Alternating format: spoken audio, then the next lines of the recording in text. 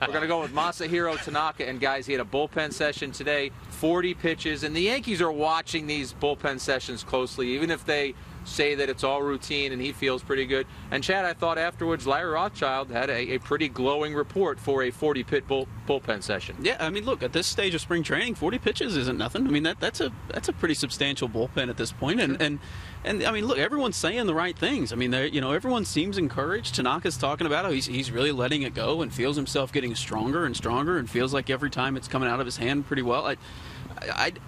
There's obviously a risk here, and we're constantly going to we kind of feel like we're waiting for that ligament to snap. But there have been guys who have made it through this and who have pitched well, and I think that while you have to obviously approach it with some doubt, I guess, but I mean this could work, and I mean, and it seems so far so good.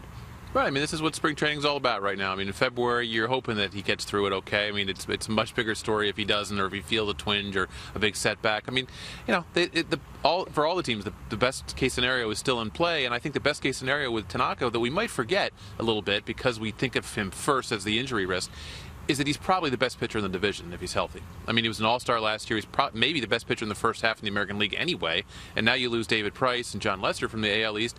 I mean, there's a really good best case scenario here, and that is that the Yankees have the single best starting pitcher in the American League East.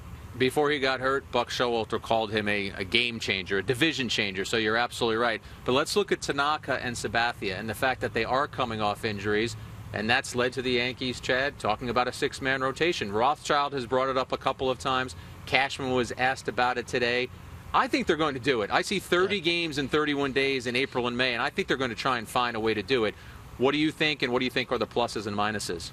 Well, I think that we talk a lot about, look, the Yankees knew that they had all these rotation issues, right, going into the offseason. I mean, they said it from the very beginning of the offseason that they needed to address the rotation, and then they barely did. It's hard to find starting pitching. It's hard to find 5 starting pitchers. And now you're going to try to find a 6th? That's where I think it gets tricky. I mean, because at this point, I guess your best option, if everyone's healthy in there, is maybe Adam Warren.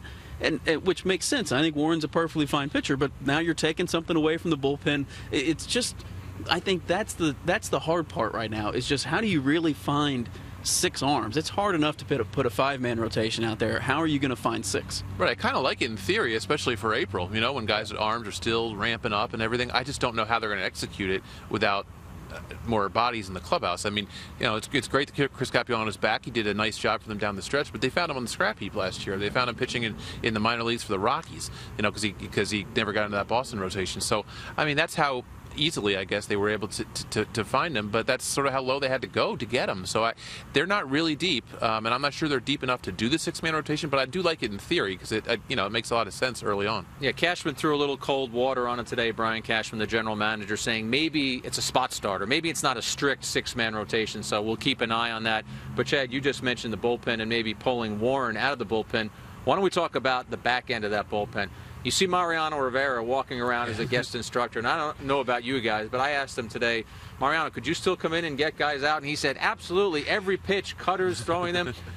The Yankees don't have Mariano. They've got 2 other guys at the end. They've got Miller, they've got Betances. In your mind, Tyler, do they need to have one of those guys identified as the closer, or can Girardi do the mix and match thing? I think players in most clubhouses want a guy they can look to. You know, they want a guy to know.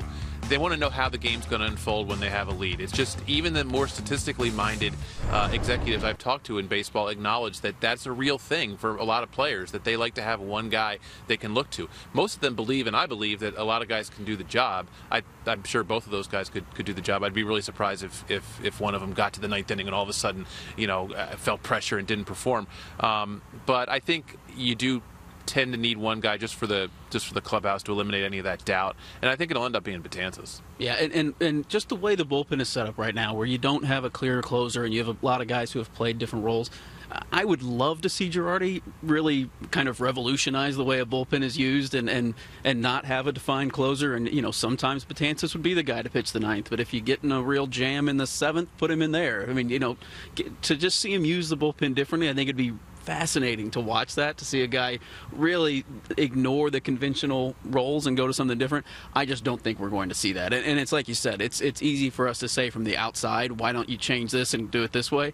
There is a mental aspect to it that I do think that players like having a defined role, and I think even position players. I mean, I think that just the team itself likes knowing this is the way it's going to work and this is how we're trying to win games. Yeah, and honestly, I think we in the media probably reinforce that a little bit because it's going to be an issue. If they use Miller one day, Betances another day, maybe another guy, we're going to bring up the issue, and then we ask players about it. It gets even further into their heads. I think it's there to begin with. But it's funny that it is an issue, too, because, I mean, I think most people in most press boxes are pretty open-minded to that idea of, that any pitcher who has good stuff can pitch the ninth inning, and a set closer is not really that big a deal. But it is an issue. Fans always identify with the one guy. The players do. So we bring it up. That kind of perpetuates the idea in players' minds. And I don't know, but it would be really interesting if Girardi, who is open to those kind of ideas, was able to do that.